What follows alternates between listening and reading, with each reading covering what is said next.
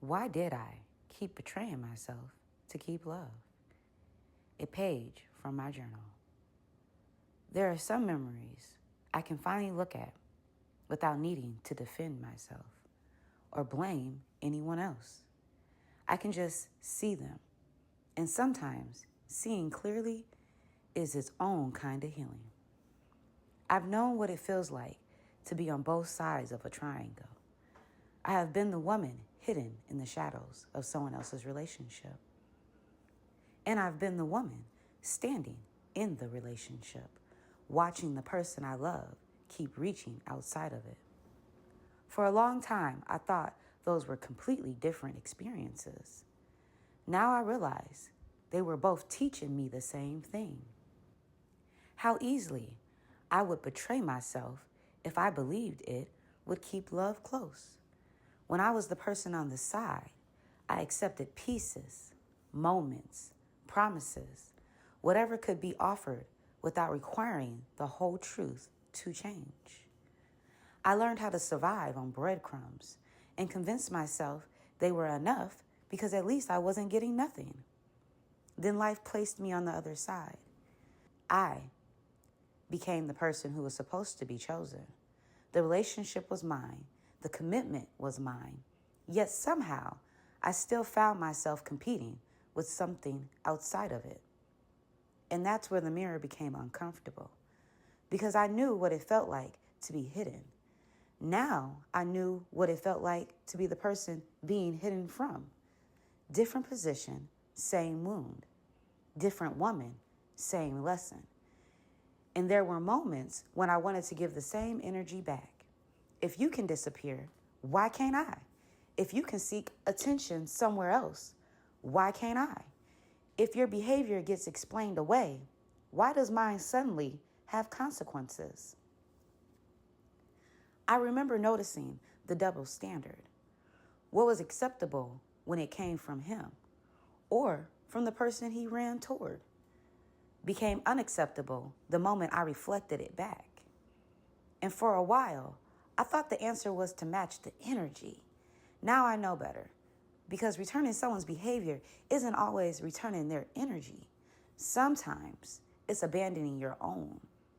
There were times the silent treatment would come when things didn't go the way he wanted. And instead of asking myself whether I deserved a relationship where communication could disappear as a punishment, I would start searching myself. What did I do? What should I fix? How do I make this okay again? I would betray my own feelings just to restore connection.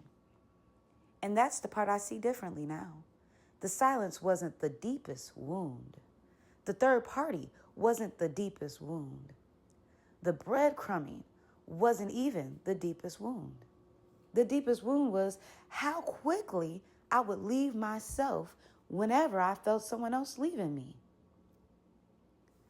I would negotiate my boundaries, question my intuition, accept explanations that didn't match what I could already feel, become smaller, become quieter, become more understanding, anything except risking losing the relationship.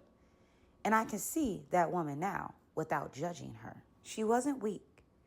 She was trying to protect something she believed love required her to protect. But she didn't understand yet that a relationship preserved through self-betrayal is still a loss.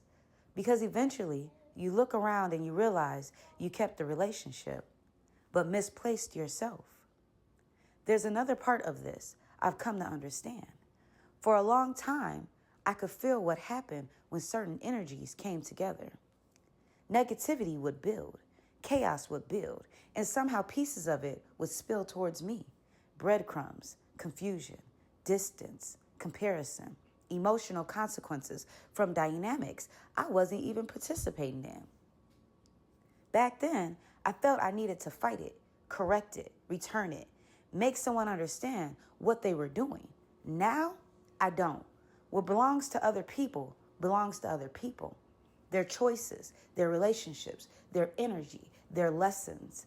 I don't have to carry any of it just because it brushes against my life.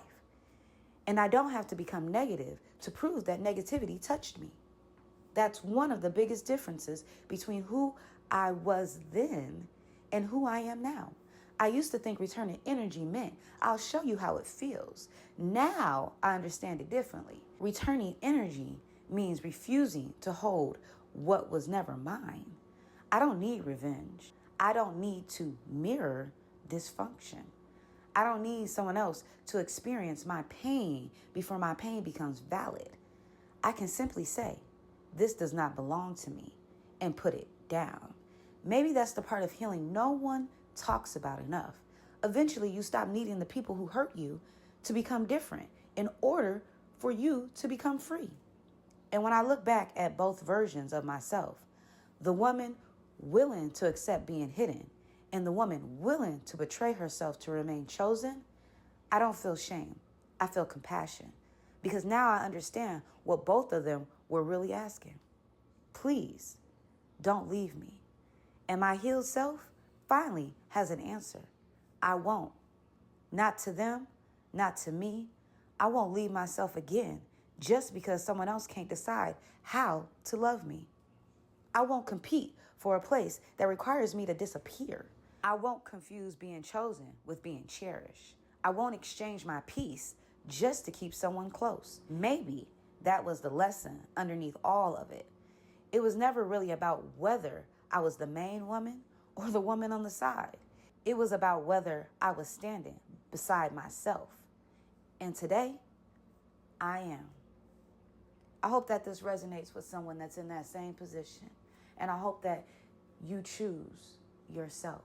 I'm sending you love, peace, and happiness.